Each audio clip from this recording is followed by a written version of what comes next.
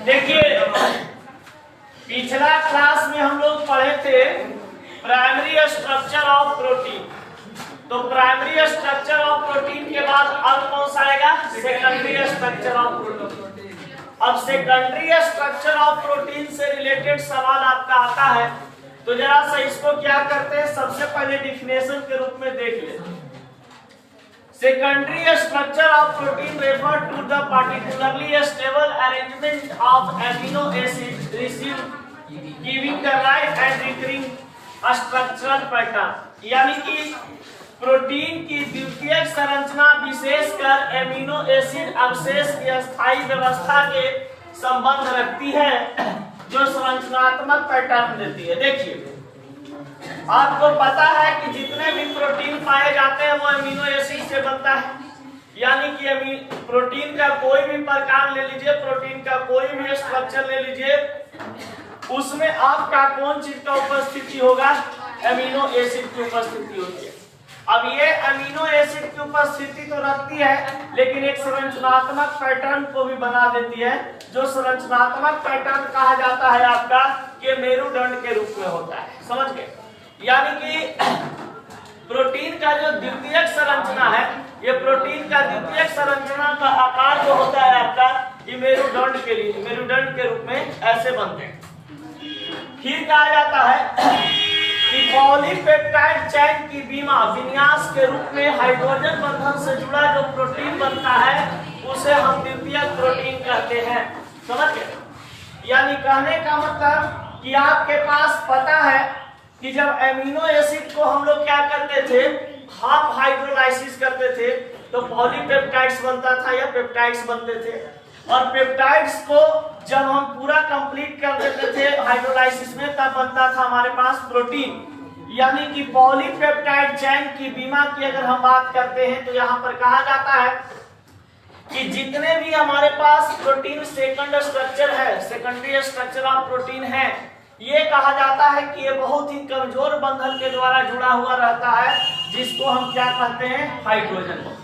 यानी कि secondary protein अगर आपके शरीर में उपस्थित है तो देखते होंगे कुछ काम करने के बाद आपका क्या होता है कि आपके शरीर में से तुरंत थकावट महसूस होने लगता है और या तो लगेगा कि एनर्जी पूरा लॉस हो चुका है। समझ गए?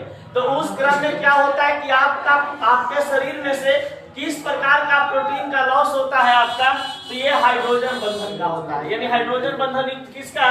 प्रोटीन का द्वितीय संरचनात्मक का इसका हाथ हो जाता है हमारे शरीर से। कोई भी भारी काम कीजिए, कहीं किसी जगह पे दौड़ लीजिए 1-2 किलोमीटर, तो उस समय आपका शरीर में एकदम थकावट सा फील होने लगता है या तो थक जाते हैं। तो कहने का मतलब है कि आपके शरीर में किस प्रकार के प्रोटीन का हास हो जाता है, खात्मा हो जाता है, तो ये आपका प्रोटीन का द्वितीय संरचना वहां पे खत्म हो जाता है। इस कारण से आपको थकावट वगैरह होना शुरू कर देते हैं, क्योंकि शरीर में ये हाइड्रोजन बंधन से जुड़ा होता है। हाइड्रोजन बंधन जो होता है एक प्रकार का कमजोर बंधन होते हैं और ये जल्दी ही क्या हो जाता है? टूट जाता है।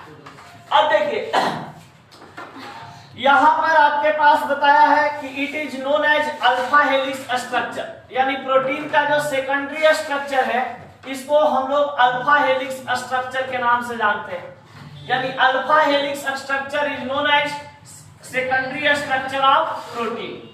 अब कहा जाता है कि अल्फा हेलिक्स स्ट्रक्चर का जो मॉडल है ये आपका मेरुदंड के रूप में होते हैं। तो ये मेरुदंड के रूप में जो बनाया था, इस वैज्ञानिक का नाम क्या था? तो ये लिनस पॉलिंग के द्वारा बनाया गया था। और ये कब बनाया गया था? 1951 ईस्वी में। तो अल्फा हेलिक्स स्ट्रक्चर मतलब ये आपके पास मेरुदंड वाला स्ट्रक्चर जो है किस वैज्ञानिक ने बनाया था? लिनस पॉलिंग नामक वैज्ञानिक ने 1951 ईस्वी में बनाए थे। फिर कहा जाता है कि इस स्ट्रक्चर को अल्फा हेलिक्स स्ट्रक्चर को हम लोग स्पाइरल स्ट्रक्चर या बैकबोन लाइक स्ट्रक्चर भी कहते हैं। यानी स्पाइरल स्ट्रक्चर मतलब कोई घूमा हुआ नहीं रहता है,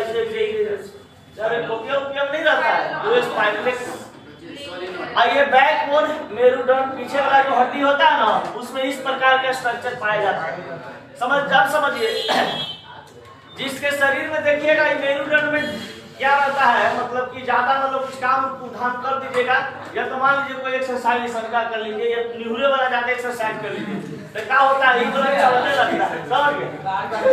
तो कहने का मतलब है कि वहां पर आपके शरीर में किस प्रकार की प्रोटीन की कमी रहती है, आपका सेकेंडरी प्रोटीन की कमी रहती है। तो सेकेंडरी प्रोटीन का उपयोग आप कीजिए, भरदम सुंगड़ा खाइए, किशमिश खाइए, समझ गए, आपके शरीर में एकदम भरपूर एनर्जी मिलते रहेगा। अंडा भी अपना खराब होगा ज्यादा खाए तो ज्यादा खाए से कुछ कह के अति के अंत हो जाता है। मान लो कोई चीज में तुम अंत कर देगा, मान लो दाल भात छोड़ के छुएले पर टूटल है, समझ जा रहे तो शाम के दाल भात किशमिश के ले लेता, काजू किशमिश धर के शाम में मार दे रहे दूध में, ऐसे थोड़ी ना होगा, अति के अंत ना हो जाए। आप 4 लोग खाए, मान लो कैसे खाए, तो पता चला कि हेल्थ घटावे लगेगा, हेल्थ अब बढ़ गया, समझ। 2-3 दिन अर्जुन सर के साथ दौड़े गए तो देख रहे हैं पहले ही ले लिए एकदम ढेर वाली सामान खाए हुए, अब कहने की मोटाई ना ले जाए, मोटापा घटावे वाला, तो वो कि नहीं एनर्जी जरा इधर होगा तो मेंटेन करेगा, हम कहे चलो ठीक है। आपको ठंडा मार दिया, हमको ठंडा मार दिया, हम कहले हम ना वो ठंडा तो पहाड़ पर का नहीं अब पहाड़ पे न चढ़े तो उतना नहीं जानते थी, दूसरा जा दिया बताइए। अब देखिए क्या मैं तुम ग्रीन्स समझ कम समझ रहा है, मोटू है, मोटू समझ गया, आपसे ज्यादा किया, मोटू पहलवान है। देखिए structure of alpha helix structure, secondary structure of protein. देखिए बाबा, अल्फा हेलिक्स स्ट्रक्चर बोले या सेकेंडरी स्ट्रक्चर ऑफ प्रोटीन बोले, समझ गए, राधान याद दीजिए तो मुस्कान देने पिट अब यहाँ पर सेकेंडरी स्ट्रक्चर ऑफ प्रोटीन आपके पास का रहा है, तो बहुत आराम से यहाँ पे आप देख सकते हैं कि इस प्रकार से जो ये जुड़े हुए हैं, ये पॉलीपेप्टाइड स्ट्रक्चर होता है, यानी कि पॉलीपेप्टाइड चेन के रूप में ये प्रेजेंट होता है, और ये वाला आपके पास जो होता है मेरुदंड के रूप में, यानी कि बैकबोन की तरह ये स्ट्रक्चर बना है। तो ये स्ट्रक्चर आपका क्या कहलाता है, द्वितीयक संरचना प्रोटीन का कहलाता है। कोई दिक्कत, कोई दिक्कत? चलिए अब यहाँ पर बाबू आपके पास एक बड़ा अच्छा टॉपिक आया है जिसका नाम है एंजाइम्स। क्या चीज है? एंजाइम्स। एंजाइम्स का मतलब ही होता है थूक। एंजाइम्स का मतलब थूक, लार, जो लार का पत्ता नहीं है, लड़कन के लार में पोछा जाए ऐसे करता, अब ऐसे करता तो वो होता है आपके पास क्या चीज, एंजाइम्स। समझ, ढेर लड़कर लार को नेटा समझ लेता है, समझ गया, तो नेटा नहीं लार है, समझ गया, नेटा अलग चीज होता है, लार अलग चीज होता है, समझ गया। अब देखिए एंजाइम्स की अगर हम बात करते हैं तो एंजाइम्स को आपके पास है एक प्रोटीन के रूप में होता है, समझ गए, और प्रोटीन के रूप में आपका क्या होता है, लार होता है, और लार्वा में जो पाए जाते हैं एक एंजाइम्स, उसको हम कहते हैं लार्वा। क्या कहते हैं? लार्वा। याद करना, इस सब एग्जाम में क्वेश्चन पूछता है, मैक्सिमम एग्जाम में क्वेश्चन पूछता है, SSC, bank, railway, UPSC, GPSC, DPSC, CPSC, उसमें पूछता है कि लार में किस प्रकार के एंजाइम्स पाए जाते हैं, लार में किस प्रकार के एंजाइम्स पाए जाते हैं, तो लार्वा। समझ? अब देखिए जितने भी एंजाइम्स होते हैं, सभी जितने भी आपका एंजाइम्स होते हैं, ये सभी एंजाइम्स कहा जाता है आपका कि प्रोटीन होते हैं। क्या होते हैं? प्रोटीन।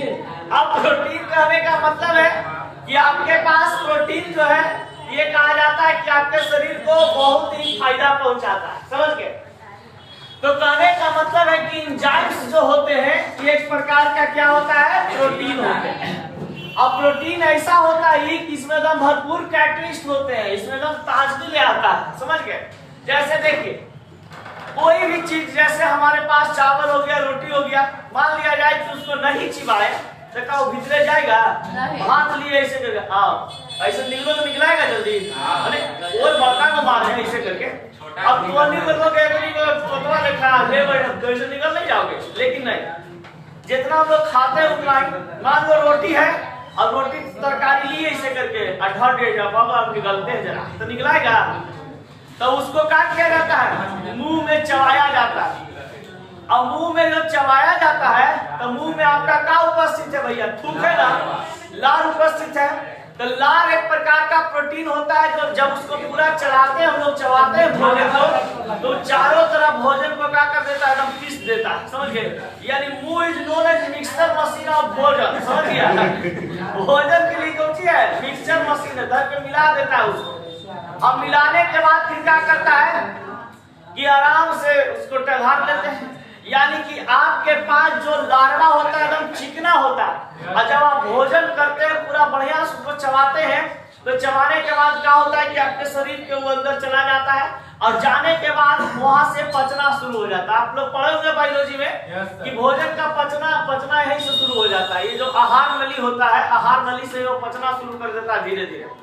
अब देखिए कहा जाता है चीज कि भोजन को जितना आप दबा दबा के खाइएगा चबा चबा के खाइएगा भोजन आपका बड़ा अच्छा लगता है, समझ गए। मान लिया जाए कि आप रोटी खा रहे हैं जल्दी जल्दी में खाए समझ गए स्वाहा, तो उस समय क्या होता है कि आपको रोटी का टेस्ट पता नहीं चलेगा कैसा है। लेकिन एक बात बताते हैं रोटी को खाइए एकदम दबा चबा चबा के खाते रहिएगा तो उसमें क्या होता है कि रोटी जो ग्लूकोज के रूप में होते हैं अब वो एंजाइम से अभिक्रिया करता है। तो एंजाइम से अभिक्रिया करने के बाद क्या है कि आपको वो मीठा लगने लगता है ज्यादा चबाने के बाद। यानी कि एंजाइम्स के साथ जो लपटाता है एंजाइम्स के साथ वो जुड़ता है, एंजाइम से अभिक्रिया करके ज्यादा देर तक अगर आप चिबाते रह जाते हैं रोटी को तो वो मीठा ग्लूकोज में बदल देता है। और ग्लूकोज जो आपके पास होते हैं उसका स्वाद कैसा होता है आपके पास मीठा होता है, यानी हल्का सुक्रोज की मात्रा आ जाती है क्योंकि ग्लूकोज और फ्रुक्टोज मिलकर के क्या बनता है सुक्रोज बनता है। तो लार्वा जो हमारे पास है बहुत जरूरी चीज है। कभी सोचे हो मान लिया जाए कभी कोई गुटखा खाता है मार के धूप करते रहता है फिर वो कभी कैसे बन जाता है 2 मिनट में वो तो फेंक दिया पूरा कर दिया, आपको नहीं बनना चाहिए। फिर भी देखिए 2-4 मिनट बाद फिर फिर फेंकता ना तो फिर कहाँ से बनता है तो उसके शरीर में जो प्रोटीन होते हैं ना उस प्रोटीन से कहा जाता है कि आपके मुंह में क्या बनते रहता है हमेशा लार्वा बनते रहते हैं थूक बनते रहते हैं और वही थूक जो है बहुत अच्छा चीज है, समझ गए। उसको जब भी सत्तू साला हो तो थूक से सत्तू साल के खाइए, ठीक है पानी से नहीं। अब देखिए एंजाइम्स में कहा जाता है कि जितने भी एंजाइम्स होते हैं आपके पास दिया हुआ है हाइड्रोलेजेज लाइएजेज उसके बाद है आइसोमेरेजेज लिगाजेज, ये सब जो आपके पास है ये सब नाम जो दिया गया है एक प्रकार का ये सब क्या है एंजाइम्स होते हैं। अब कहा जाता है कि all biological reaction are catalyst by the special catalyst called enzymes. यानी कि आपके पास बायोलॉजिकल रिएक्शन को कंप्लीट करने के लिए आप जो भोजन के साथ कैटलिस्ट डालते हैं कि खाना हमारा जल्दी पचे, वो खाना पचाने वाला जो पदार्थ है कैटलिस्ट है उस कैटलिस्ट का नाम क्या चीज है एंजाइम्स। यानी कि अगर आप भोजन को पूरा चबा चबा के बढ़िया से कैटलिस्ट यानी कि एंजाइम्स को मिक्स करके खाते हैं तो एंजाइम्स क्या होता है कि आपके भोजन के अंदर मतलब समाहित हो जाता है और जब भोजन चबाए हुए भोजन को आपका पेट में जाता है तो पेट है जो तुरंत आपका फूड को क्या कर देता है डाइजेस्ट कर देता है। अब इसका मतलब हुआ कि अगर आपके पास कोई भी खाना पीना आप खाते हैं तो उसको चबा चबा के खाइए, उसमें कैटलिस्ट एंजाइम के रूप में डालिए, थूक से सत्तू पूरा सालिए, समझ गए। उसके बाद निकलिए और उसके बाद आपका खाना तुरंत क्या हो जाएगा डाइजेस्ट हो जाएगा। हाँ बोलिए ना सर। अब देखिए जब एंजाइम उत्प्रेरक को हाइड्रोलाइसिस करते हैं तो माल्टोज तथा पानी मिलता है। देखिए आपके पास माल्टोज प्लस वाटर का यहाँ पे कर रहा है। देखिएगा बाबू लोग खाना एक प्रकार का क्या चीज होता है हमारा एनर्जी होता है, एनर्जी एक प्रकार का क्या चीज है ग्लूकोज होता है। आप समझना जरा सा। अब ग्लूकोज जो हम लोग खाए जैसे मान लीजिए कि ग्लूकोज पेड़ पौधा भी बनाता है फल के रूप में उसको खाए। अब कहा जाए आपके पास कि भोजन जो हम लोग का घर में बनता है वो भी एक प्रकार का क्या होता है ग्लूकोज होते हैं, ग्लूकोज के रूप में पाए जाते हैं, कार्बोहाइड्रेट्स होता है, उसको हम खाते हैं तो क्या मिलता है एनर्जी मिलता है। अब जैसे ही खाना को लिए ऐसे अब जब इसको दीजिएगा तो जब NS भोजन है ग्लूकोज दाल भात चोखा मारे, समझ गया। अब मारने के बाद पूरा चबाना है बढ़िया से, समझ गए। अब चबाने के बाद आपको पता चलेगा कि भोजन ज्यादा देर तक चबाइएगा तो वो कैटलिस्ट से अभिक्रिया करेगा, एंजाइम से, लार्वा से रिएक्शन करेगा और लार्वा से रिएक्शन करके बनाएगा कौन चीज, माल्टोज। यानी कि माल्टोज कहने का मतलब सुक्रोज होता है, माल्टोज होता है और एक लैक्टोज होता है, जिसका सूत्र सबका क्या होता है, C12H5O। और उसके साथ साथ आपके मुंह में एक्स्ट्रा चीज आएगा, वो क्या आएगा, पानी आएगा, समझ गए। तो पानी का निष्कर्षण भोजन से होता है, कैसे, जब उसको हम अच्छा से चबाते हैं, चबाने के बाद उसमें से अपने पानी भी निकलता है और आपको कैसा फील, माल्टोज जैसा मिलेगा, कितना मीठा चीज कोई खा रहे। अब एगो लड़का इसी कहा कि सर बताइए, मान लीजिए कि मुर्गा वगैरह दिखता है, और मुर्गा को चिबा खाएंगे तो मीठा लगेगा, तो मुर्गा को ज्यादा देर तक चिबाइएगा ना, जिससे उसमें फाइबरस प्रोटीन पाया जाता है। अब उसको पूरा चिबा खा रहे हैं। अब ऐसा नहीं कि 4 लोग के ग्रुप में बैठल हो और सब खदोड़ बैठल हमारे बढ़िया से मास्टर बा बोला है एक के खाएंगे लेकिन बढ़िया से खाएंगे, तो 5,000 तो पैसा व्यर्थ हो गया, ठीक ना। वैसा ग्रुप में बैठो, नीचे यहाँ बढ़िया मशीन लगल है, ठीक ना, कोई दिक्कत नहीं है, सब यहाँ पे डालोगे सबका मिक्सिंग हो जाएगा। यहाँ मिक्स नहीं होगा लेकिन यहाँ मिक्स हो जाता है। देखिए अगर आपके शरीर में मान लिया जाए, आपके शरीर में यदि मान लिया जाए कि ग्लूकोज की कमी हो जाए, ग्लूकोज की कमी हो जाए, तो ग्लूकोज के कमी होने का मतलब कि आपका शरीर में जो खून उपस्थित है उस खून में ग्लूकोज की कमी हो जाए, तो हम क्या करेंगे कि अगर 60/180 सेंटीमीटर क्यूब यानी 60 mg/100 सेंटीमीटर क्यूब के रूप में इससे कम अगर रहता है, समझ गए, तो आपको हो सकता है कि किस प्रकार की बीमारी हो जाए, हाइपोग्लाइसेमिया। अब हाइपोग्लाइसेमिया से क्या है बताते हैं। हाइपोग्लाइसेमिया बीमारी है कि आपके शरीर में खून में ग्लूकोज की कमी है, तो आपको अंदर से कमजोरी लगते रहेगा, बीपी लो लेखा लगते रहेगा, समझ गए। कोई दूध दवा दे देगा तो मुड़ी में घूम जाएगा, समझ गए। माने एकदम अंदर से लगेगा ताकते नहीं, समझ गए। और अगर मान लिया जाए कि आपके शरीर में ग्लूकोज की मात्रा यहाँ पर आपका ज्यादा है 120 mg/100 सेंटीमीटर क्यूब, इससे भी ज्यादा अगर है 120 125 130 ऐसे, तो वो एक प्रकार की बीमारी है। उस बीमारी को हम क्या कहते हैं, हाइपरग्लाइसेमिया। हाइपरग्लाइसेमिया ये हाइपरग्लाइसेमिया है, जिसमें देखे होंगे कि कभी कभी किसी का बीपी हाई हो जाता है, समझ गए। तो बीपी हाई होने का मतलब कि उसके शरीर में शुगर की मात्रा क्या हो चुकी है, बढ़ चुकी है। तो इसमें शुगर की मात्रा कम जाती है और इसमें शुगर की मात्रा बढ़ जाती है। तो शुगर की मात्रा अगर बढ़ गया तो फैट्स भी बढ़ना शुरू हो जाएगा। अब फैट्स बढ़ना शुरू होगा तो बीपी हाई रहेगा, लो कम नहीं रहेगा, समझ गए। हाँ मतलब बीपी हाई तुरंत भर को क्या रहेगा, तुरंत रुक जाएगा। एंजाइम से रिलेटेड और सब टॉपिक है, बाद में बात करेंगे।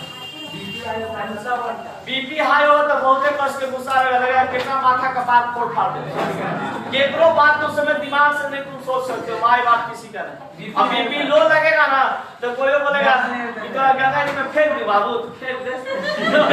ऐसा नहीं होता है।